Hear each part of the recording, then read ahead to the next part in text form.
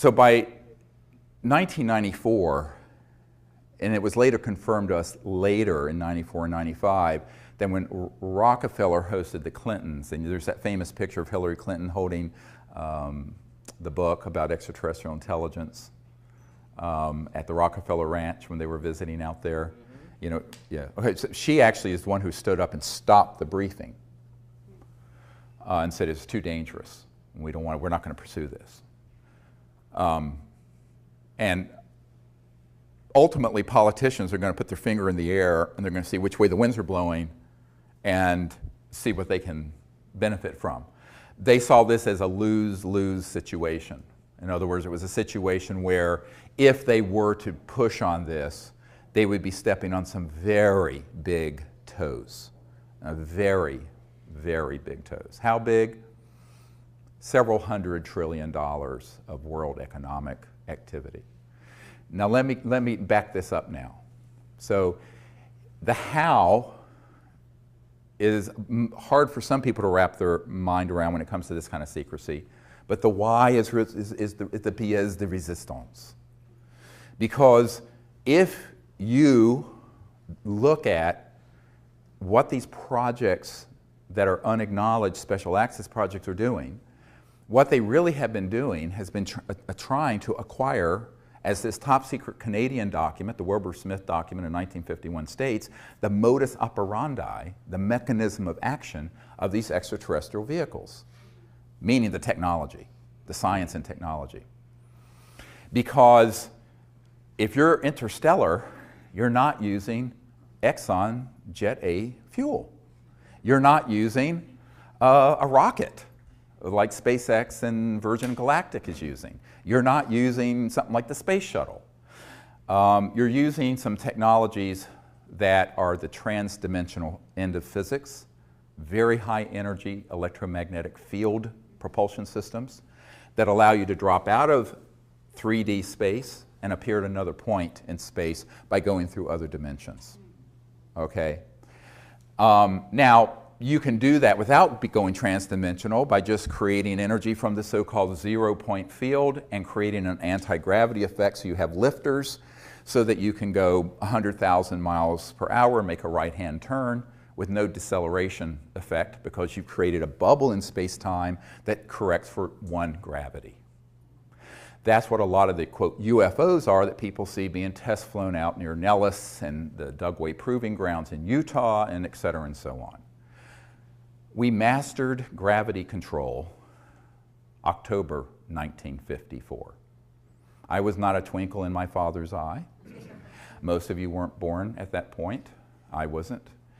And that is when we mastered gravity control. How do I know this?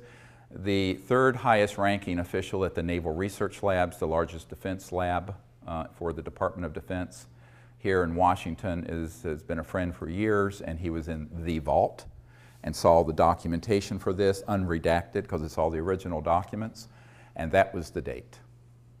So we have not needed jet engines, rockets, oil, gas, public utilities, surface roads, think about this, steamships, internal combustion engines of any sort for at least 60 years. And if you really go back to the earlier part of the century, where just plain free energy from Tesla type things, 100 years.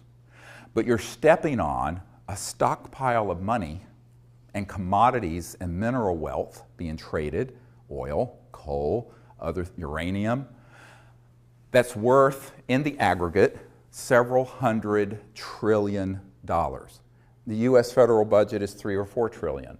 And if you take out entitlements and things that are mandatory, it's a fraction of that. So it's the tail is wagging the dog here.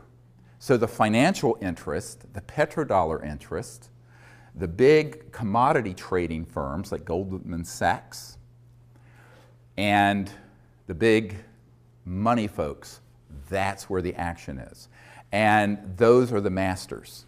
Not the president, not the Congress, not the UN Secretary General, certainly, not the Prime Minister of England, etc.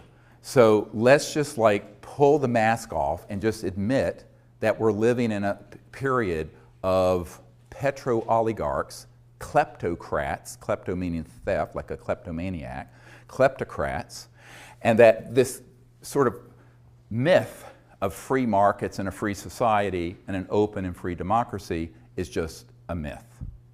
Because our democracy was hijacked decades ago. Now, on trivial issues like the marginal tax rate or whether you're going to raise or lower payments for Social Security, the President and Congress can fight about that, and it's sort of this show going on, a whirling dervish show of nonsense that goes on. On these issues, they don't want those clowns, is how they view it, dealing with it. So this permanent, unacknowledged covert program has put a lead ceiling in. And only rarely does anything bubble up from there, or down, I should say, to the body politic out of these unacknowledged special access projects. So it became my task to find out how to do that and live to see the next day, all right? Because it doesn't do me any good if I do it recklessly and I'm dead. You can't do anything if you're dead. Well, you can, but it's, you know, different.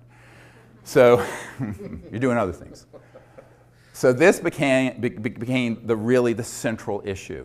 And Laurance Rockefeller, I suggested, look, we need to then, if the president will not do this, we need to get together a group of people, put together this best available evidence, and also assemble top secret folks who will have the courage to provide credible documentation, testimony about what they've known. So I suggested and organized a meeting at a Asilomar facility near Monterey, California in June of 1995. Edgar Mitchell was there with me, Marina Popovich, who was a very renowned cosmonaut in the Soviet Union, some KGB officers were there, and some of the early Disclosure Project witnesses were there. Now this is 95, this is 20 years ago. And Laurance paid for it, and Laurance Rockefeller said, look, you know, I will totally support doing this. And when I was with him at the ranch, I said, well, why don't you take a public leadership in this? I was talking to him out on his deck with the beautiful Remington Native American sculpture that's, you know, with the Native American on horseback, you know, the very famous. Of course, they have the original of everything. And I said, I need your help. He says, oh no, it's too dangerous for me. He says, there are members of my family already jumping up and down on my feet that I'm doing this much. And I knew he was talking about who he was talking about, the money people in his family. He was the philanthropic guy who just wanted to give away his wealth before he died. That was his whole purpose. Really sweet man. And so I said, well, okay, you know, I told him, you're old, you're rich, and you're a Rockefeller. I'm a nobody. I'm a North Carolina doctor who's trying to do this with no resources. He says, I'll be behind the scenes. And he took his old hands and did this, and he said, it's like a flock of geese. You know, we're all flying together. I'll be back here, and you need to be here. I said, well, yeah, but that head goose gets all the head. They take turns. He said, no, you be up here. It was very comical. I said, ugh, oy vey, this is like, I said, okay, that's what we'll do then. And he wanted to just stay behind the scenes, but he was provide that support, hosted the Clintons. So we had something called Project Starlight that formed before the briefing of the CIA director. That was the code name for what became the Disclosure Project that all of you know about. And Project Starlight, with the AP, the Associated Press, sued the Clinton Library and got those documents. Those documents are in my first book. And at Asilomar, we had all these dignitaries, including Kevin Foley and astronaut Edgar Mitchell and Marina Popovich, and all these folks sign a letter to the President of the United States recommending ending the secrecy. It's in my first book. Buy it, get it, see it, read it. And that, however, was the Associated Press a couple years ago sued the Clinton Library and got those documents, and they put them out on the internet. Now, At this point, we knew by 95, the president, with all the cajoling we could do, with all the work Laurance was doing behind the scene, hosting Bill and Hillary at the JY Ranch for their vacations. A very good friend of the president's, I don't want to name her, but used to live at the White House and very good friends with Hillary, said that Hillary did not want to deal with this at all, but Bill was so interested in that, he would pull out the best available evidence briefing packet that we put together, and we'd be sitting in the private quarters of the White House going through it. And she's this hilarious woman who did a perfect imitation of Bill Clinton. And he said one time they put it out on the floor and she was sitting there with him. And he was going through it going, well, I know all this is true, but they won't tell me a thing, not a goddamn thing. Just like that, about all these secret programs. So when she told me that, I said, it sounds like Mr. Clinton. So from 95 until 98, I proceeded then to approach various members of Congress. And we had already started that process thinking, well, okay, if the president won't do an executive action and force his way to control these unacknowledged special access projects, maybe a member of Congress will have the courage to hold a hearing. And since we now have identified, first it was about a dozen, and then it became several dozen top secret guys that could be subpoenaed and swear under oath with penalties of perjury, federal penalties of perjury, if you're testifying before Congress. Go ask some folks who are in prison for lying to Congress about what they knew. And so I started assembling these folks, the first meeting of which was in June of 1995.